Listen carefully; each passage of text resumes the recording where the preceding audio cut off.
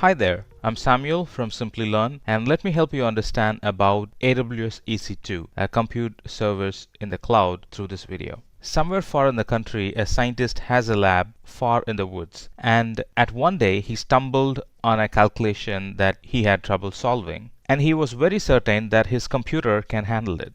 And he asked his computer to do the math or the calculation for him. And the computer thought about it for a while, then took a couple of hours in trying to process the data. And eventually, at one point, it gave up and died due to low memory. And this old scientist is now clueless about how he was going to finish the task and complete his invention and let the whole world know about it. And that's when he was introduced to this new friend AWS, as you see on the screen. AWS was very handy in replacing his old machines, and it was able to give him the service that he wanted at that moment. AWS has been around for a while, helping people with their computer needs, and now this new scientist friend in need is welcomed by the new and trendy IT technology AWS, and sure enough, his new AWS friend welcomed and walked him through the new way of computing. And this new happy-faced AWS friend talked to this scientist about AWS EC2 in specific, and walked him through about all the new innovations in IT and in cloud that he had been missing all these days. So his new friend AWS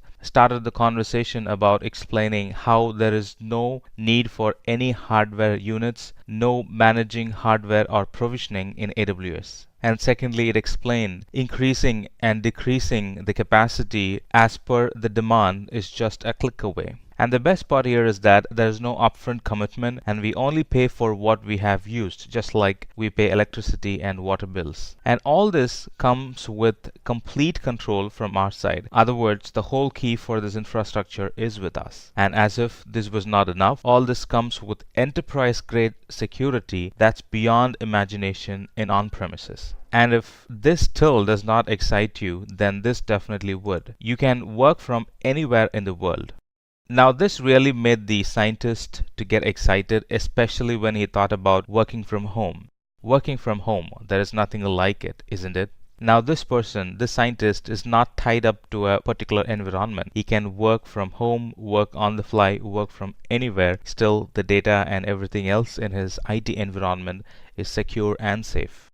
Now let's move to the next level of discussion. Let's talk about what is EC2 and some of the use cases of EC2. And this use case we're going to talk about, or this architecture we're going to talk about, it notifies a group of users about a new letter. And the components or resources this architecture would need be first EC2 instance, then SNS, a simple notification service, and coupling EC2 and S3 service together. That's all it would require to get an architecture that notifies a group of users about a new newsletter. And now I think it would be a good time to talk about what EC2 is. AWS offers plenty of services offered under different domains like compute, storage, database, migration, network, management tools, media services, security, business productivity, application integration, machine learning, game development, and a lot more coming up, out of which EC2 falls under the compute capacity. So what is EC2? EC2 is a web service which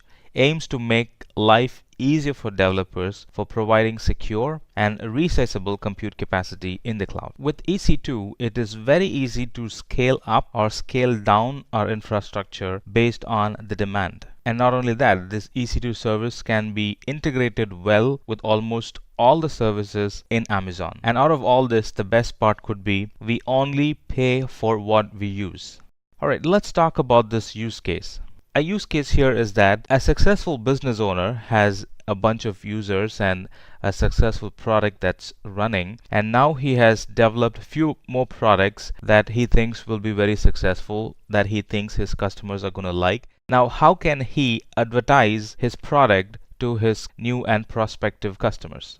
Or the solution for this question can be addressed by AWS. In AWS, we can use services like Simple Notification Service, SNS, and EC2 for compute and S3 for storage. We can, in a way, integrate them all and achieve this business use case. and that sort of got this business owner very cheered up, and now he wants to use the service and he wants to get benefited from the service. He wants to advertise, or he wants to notify his users every time the company creates a newsletter. Alright, so let's talk about what it would take to get this environment up and running, or what it would take to connect the environment and put the applications on top of it.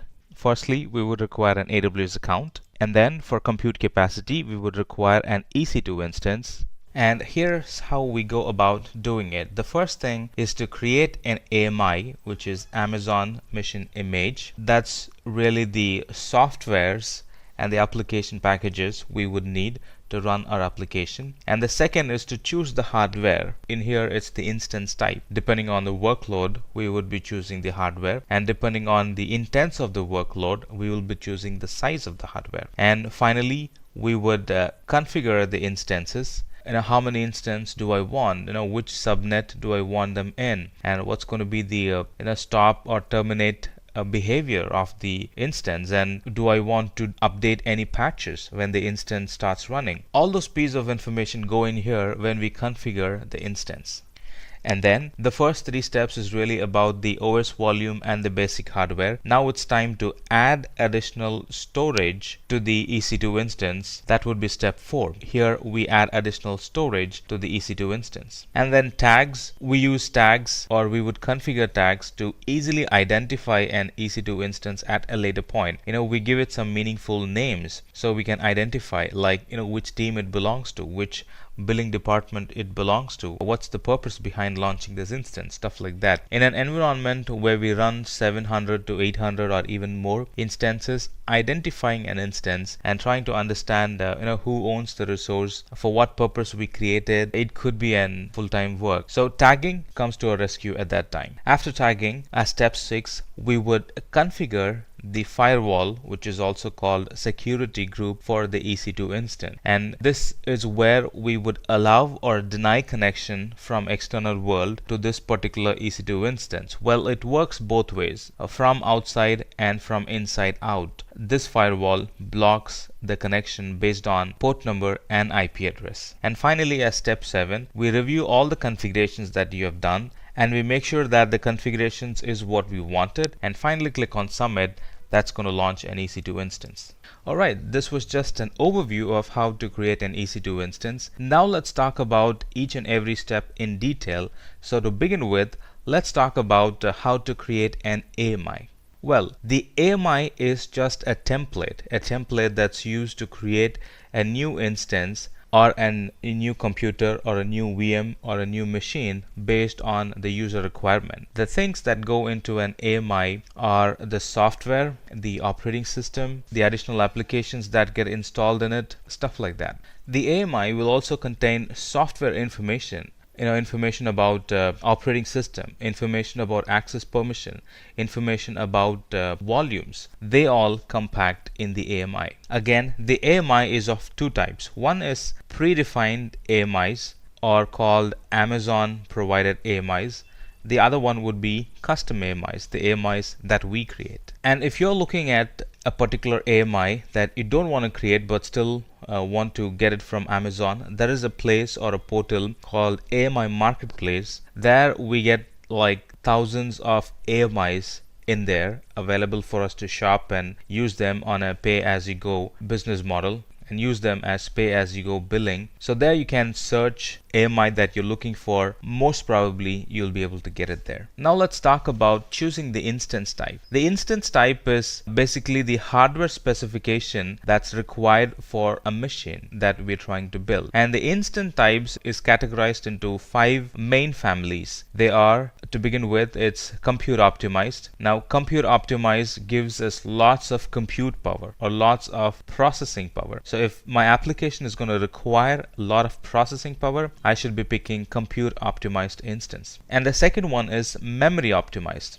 Now this is very good for applications that require in-memory caching. There are some application that performs well with cache or through cache, or the application would create a lot of data that it wants to keep in cache for rereading or for processing, for lengthy processing, stuff like that. For those type of application, this memory optimized instance that comes with in-memory cache is a very good use case. And the third one is the instance that comes with GPU, otherwise called GPU optimized. GPU stands for graphical process unit, and this is very good for application that deals with gaming. This is very good for application that's going to require large graphical requirements. And storage optimized is the fourth option. Just like the name says, this is a very good use case for storage servers. And the fifth family type is general purpose. Just like the name says, it's for general purpose. If you're not particular about the family, then you generally would end up picking the general purpose, because here the services are sort of equally balanced. You'll find a balance between the virtual CPU and the memory and the storage and the network performance. It's sort of balanced. All the components, all the features that needs to go in a computer are sort of balanced in general purpose. Now these instance types are fixed and they cannot be altered because it's hardware based. We buy hardware. We do not have much control on the hardware that's being used. Well, we have options, but we do not have control on the hardware. And these instance types are divided into 5 main families. They are compute optimized,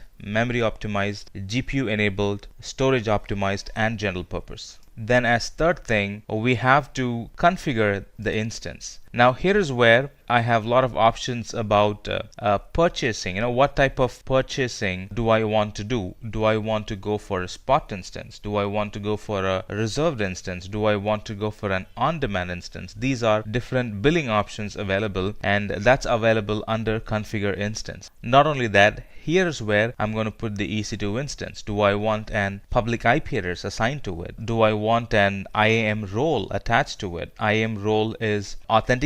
Or what kind of authentication am I going to provide? And the shutdown behavior. The shutdown behaviors include, do I want to stop the instance when the user shuts down the machine from the desktop, or do I want to simply terminate the instance when the user shuts down the instance from the desktop? So those things go in here, just like the name says, configure instance. A lot of instance configuration options comes in here. That's the third step. And not only that, under the advanced details or advanced tab under configure instance, I can bootstrap the instance with some scripts. Now bootstrap is nothing but the scripts that you want to be run in the instance before it actually comes online. Let's say you're provisioning the instance for somebody else. Instead of you launching the instance and then logging in and running some commands and then handing it over to the other person, you can create bootstrap shell scripts and paste it in a console option available under configure instance, and Amazon is going to take those commands, run it on the instance before it hands over to the user that initially requested for that instance. Now it could be a different user or just you. It sort of automates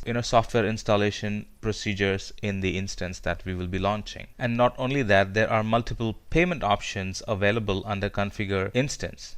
The user can pick an instance under normal price, and that instance would apply normal rates applied to it. And there are also options like reserved instance, where the user can pay for an instance upfront before a year or before months, for a span of year or a span of months, and that way they can pay less per hour for using that instance.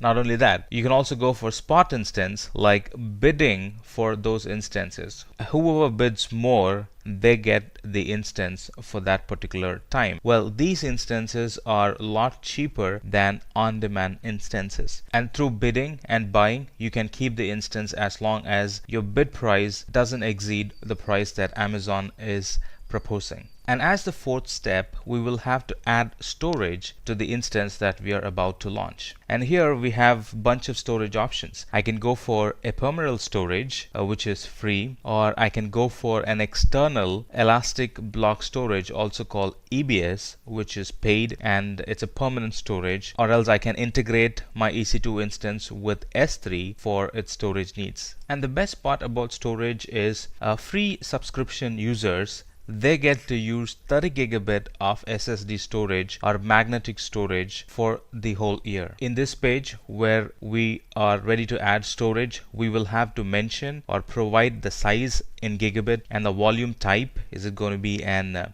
provisioned volume? Is it going to be an general purpose volume? Is it going to be a magnetic volume? Stuff like that. They are volume types, and we also need to give inputs about where the disk will be mounted and whether this volume needs to be encrypted or not. So all these options or all these inputs are received from us under the adding storage section. And then the fifth option would be adding tags. Like we discussed some time back, tags are very helpful to identify a machine in an environment where we have 700 or 1000 VMs running. And security groups are the actual firewall that sits in front of EC2 instance, and it protects that EC2 instance from unintended inbound and outbound traffic. Now here is where I can fine tune the access to my EC2 instance based on port numbers and based on IP address from which it can be accessed. And finally, we get to review the whole changes or the whole configurations that we have made to find out whether they are intact with the requirement, and then click on submit. That's going to launch an EC2 instance. But hold on, we're not done yet. When we're about to launch, or before the Amazon console actually launches the EC2 instance, it's going to give us an option to create a key pair. Remember, I said it's key pair. Key pair is two things. One is public and private. The private key is downloaded by the user and is kept with the user, and the public key is used by Amazon to confirm the identity of the user. So just go ahead and download the private key and keep it for yourself. And this private key gets downloaded as a .pem file. It's a format of the file, and it gets downloaded as .pem file. And our next step is to access the EC2 instance. And because the instance that we have launched in this example, let's assume it's a Linux instance, and that's going to require a tool called PuTTY to be able to access it. And this PuTTY tool is really needed when we are trying to access an Linux instance from Windows instance. Most of the time, Windows instance will have PuTTY installed in them, but in some rare cases, they do not come with PuTTY. In those cases, we can go ahead and download PuTTY and PuTTY generator, and we can start using it to access the Linux instance. Now you might ask, well, I understand PuTTY, what's PuTTY generator? Now the file that we have downloaded is in .pem format, but unfortunately PuTTY does not accept .pem format as input. It has to be converted into a different format called PPK. And PuTTY Gen is a tool that helps us to convert the .pem file into PPK file. So the quick way to do it is download generator, open it up, click on conversion, and insert the .pem key that we have downloaded and save the private key. And this, when we save the private key, it gets saved as a .ppk type private key. And when that's done, the next very step is to open PuTTY and try to log in. And the way to log in is to open PuTTY, put that IP address here, and then click on auth.